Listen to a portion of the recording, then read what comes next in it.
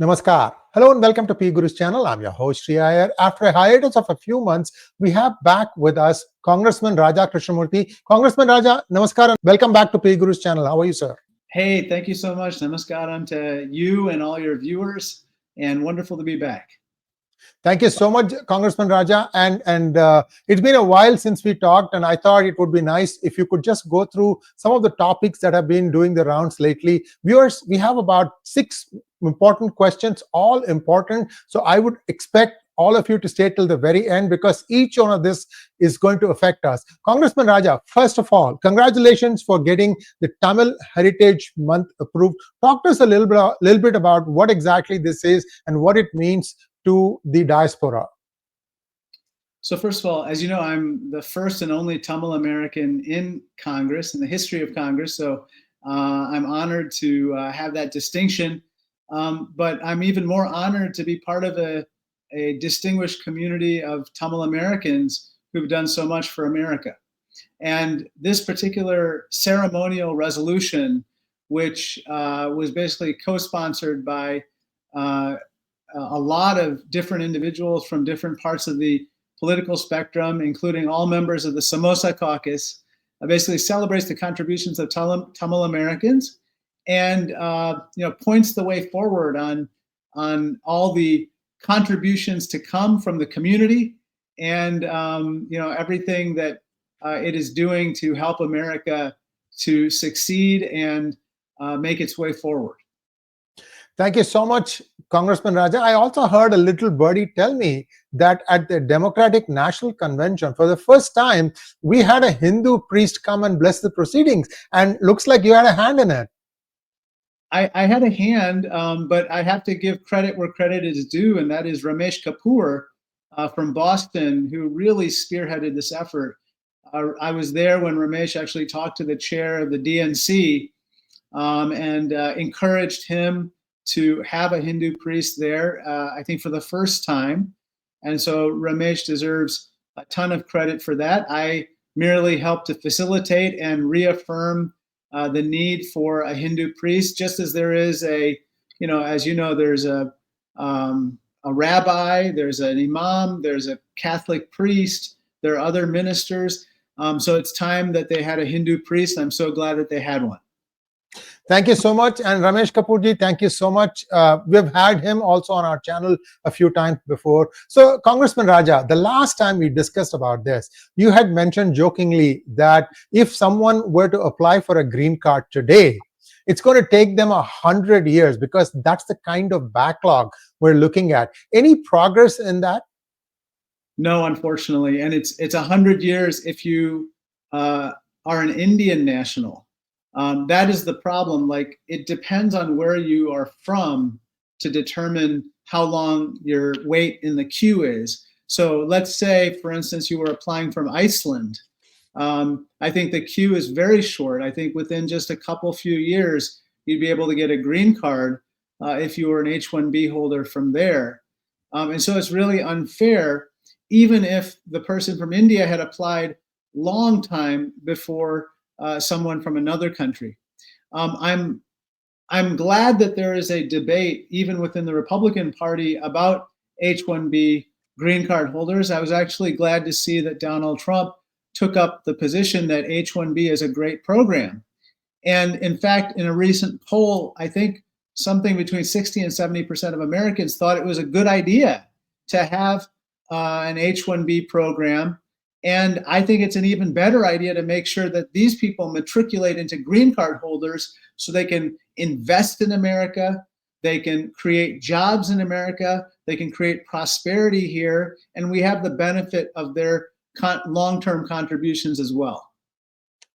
Thank you, Congressman Raja. Now, let's take a quick look at the executive order regarding the birthright citizenship. So now we are seeing things are getting a little narrower at once and also broader at the other end, meaning like President Trump has also expressed the wish that anyone who's coming here for higher studies should be given a path to green card. That's all good and everything. But looking at all these things, the birthright citizenship, everybody thought that the illegals would be excluded and the children of the illegals would be excluded, but there is a little extra thing that got included in it. I'm not a lawyer, Congressman Raja, and the way I read it is that this could impact adversely many people on H1s and H4s. Oh, absolutely. Not only H-1B, but DACA, TPS, and H-4s, L-1s, almost every visa status except for green card and, of course, being a citizen. I think birthright citizenship should not be changed. It is in the Constitution. The 14th Amendment makes it crystal clear that anyone who is born here is a U.S. citizen, and that is how it should remain. What was one of the most interesting things that happened to me is I think this executive order came out on a Monday.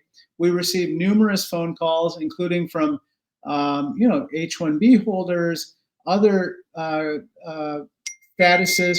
And so we said, okay, well, let's do a pop-up town hall meeting. And within 12 hours, 800 people registered for that pop-up town hall meeting. We've never had that kind of response. And so that tells you how much fear and concern there is about these types of reckless and unconstitutional executive orders. So this whole thing is with respect to interpreting one line there within judicial jurisdiction or something like that. Now, see, the interesting thing here is many states have sued and there is a stay order in place. And I'm sure on February 6th, the arguments are going to be taken up. Both sides will present their case. But Congressman Raja, is there some sort of a concern about whether there is, population growth in the United States is coming mostly from its immigrants, or I don't know the numbers. I was hoping that you could put some light on this. We have the documented dreamers. That's one challenge. When they turn 21, if the parents don't have a green card and they don't have a green card, they have to return to their country of birth, which means one parent usually ends up going back there. So the family also gets torn up. Talk to us a little bit about how you see like a 10, 20-year idea on how this is going to play out. Well, it depends on, whether these types of executive orders stand or whether, as I expect, they will get struck down by the courts, okay? To me, let's just start with basics. Our immigration system, when it is functioning well, is the envy of the world. It is the killer competitive app, so to speak, that the US possesses relative to some of its competitor nations, such as China. Just as an example, in a recent poll of scientists worldwide, they were asked, would you be willing to emigrate to China? It was in the low single digits. They asked the same question about the United States. It was like 60, 70, 80% of scientists would want to come here. We want to get the best and the brightest, the most hardworking people to come to the United States and to make their way here, start their businesses here, create jobs here, and so forth. With that being said, how do I see this thing playing out? Look, I understand that there's a crisis with regard to the border and the asylum system, and we need to fix that. However, in fixing it, we should not change other aspects of the immigration system that are working and that people have built their lives around, that are planning around, that businesses count on, and so forth. And so let us do this in a rational manner. Let us make sure that we don't harm America, even at the same time that we're trying to solve other problems. Thank you so much. And viewers, just for the record, 1 in 5 startups in the Silicon Valley is actually started by an entrepreneur who has immigrated from outside of the United States. So there's a tremendous ecosystem that gets benefited from this. So all good. Sir, you are a China watcher. I'm going to give you a couple of maybe easy or maybe not easy questions. First off, about TikTok. What is the future of TikTok according to you in the United States? Well, look, I think that it depends. If TikTok is sold by ByteDance to a qualified buyer and operational control no longer exists with ByteDance, then I believe that TikTok can continue to survive and flourish. And I want that to happen, Sree. I want TikTok to continue to survive and flourish so long as it's not under the control of the Chinese Communist Party. And so that is really the question. I actually believe that this sale is going to happen. Donald Trump is himself trying to broker this particular agreement, and more power to him. I hope that he succeeds, because it is a national security risk, and we need to address it. Thank you so much. And a little birdie came and told me that it could be one of the two, like Microsoft or Oracle. What does the little birdie tell you? This birdie has not landed on my shoulder, so I have not received any. I have not received any advanced word. But you know, there are a number of suitors. There are a number of bidders for this particular company. Everyone from Frank McCourt, who owns the Los Angeles Dodgers, to some guy named Mr. Beast, Jimmy Donaldson, a famous YouTuber, to, as you said, Oracle and others. Perplexity, an AI company, has also put in a bid. The main point is this, which is there are any number of buyers. Now, the Chinese Communist Party needs to allow ByteDance to sell TikTok. And if they do that, I think that this sale can happen in very short order. Lastly, DeepSeek. The last 1 week, you know, all the AI companies in the United States and outside of China have got their knickers in a twist. And everybody started, it was like shock and awe to start with, but now people are getting a little bit deeper into DeepSeek. The DeepSeek appears to have been, well, inspired definitely from the AI efforts in the United States. Now, you are much closer to the pulse here of what's happening in China. Talk to us a little bit about how you see this thing, DeepSeek. And now I'm hearing new variations coming out. Today, there was another announcement also of a similar product. Over to you, sir. Well, it's interesting you said it's been inspired. Some people say that it actually misappropriated data from American companies, so it's like a deep ripoff.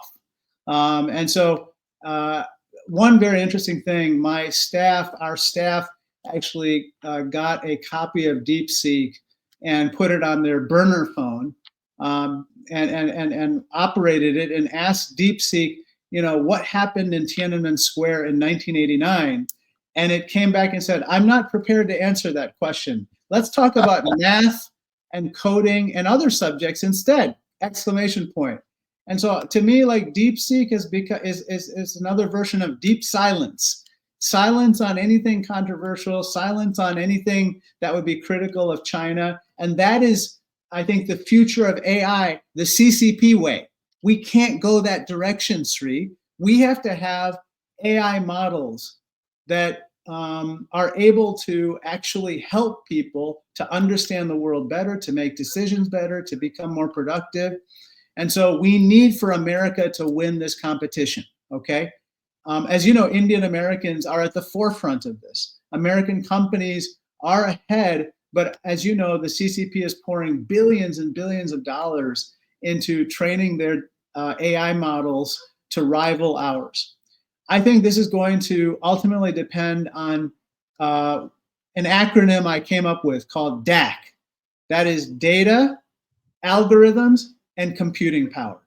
With regard to data, we need to make sure that our models are trained on data while at the same time we observe privacy, that we actually make sure that we don't allow for these systems to do what they do in China, which is essentially appropriate data and then be used against people in nefarious ways.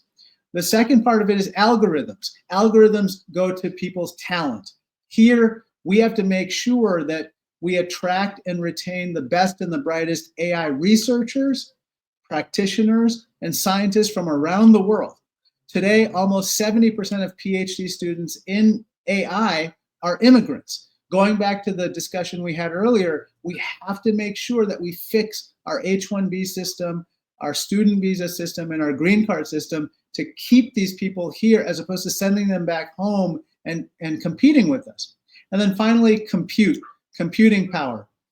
Today we have an edge, but we have to make sure that we don't inadvertently sell our highest end semiconductor chips. So for instance, NVIDIA H100 chips or H20 chips to the CCP so that they use these chips in AI models to modernize their military or persecute minorities and ultimately use it against us. We can't do that. So we have to tighten the export controls with regard to China and other adversary countries. And we have to make sure that we don't somehow fuel efforts against us. So those are some of my overall observations with regard to DeepSeek and AI.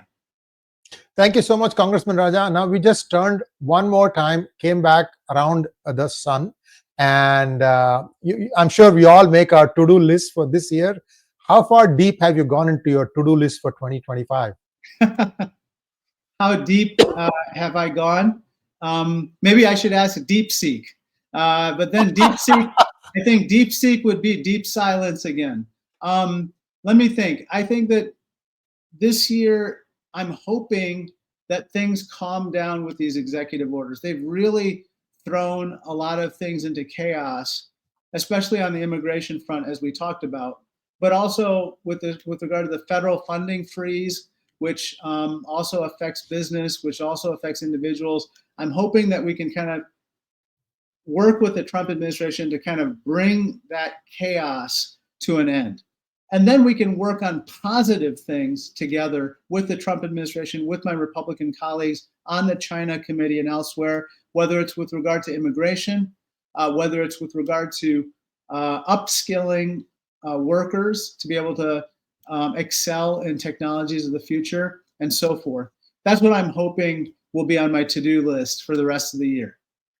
Thank you so much, Congressman Raja. This is the year between the elections, right? Next year, again, you are back into election mode. You'll have to start prepping for 2026. Hopefully, you have some time to catch up your breath, spend some time with your family, and plan these things. Thank you once again, Congressman Raja. Next time, I hope to have you back with some good news about green card, H-1B, what have you. Thank you once again. Namaskar.